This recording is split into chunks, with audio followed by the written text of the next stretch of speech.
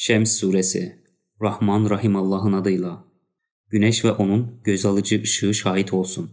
Güneşin ışığını yansıtan ay şahit olsun. Gün ışığını gösteren gündüz şahit olsun. Onu gizleyecek gece şahit olsun. Gökyüzü ve onu ayakta tutan nizam şahit olsun. Yeryüzü ve onu yumurta misali yuvarlak yaratan güç şahit olsun. İnsan benliği ve onun yaratılış amacına uygun biçimlenişi şahit olsun.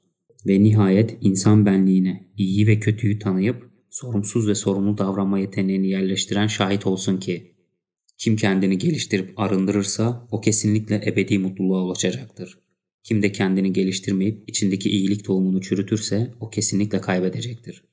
Haddini aştığı için Semud bu hakikati yalanladı. Hani kavmin en azgını kışkırtmayla zıvanadan çıktığında Allah'ın elçisi Salih onlara şöyle demişti. Bu Allah'ın devesidir.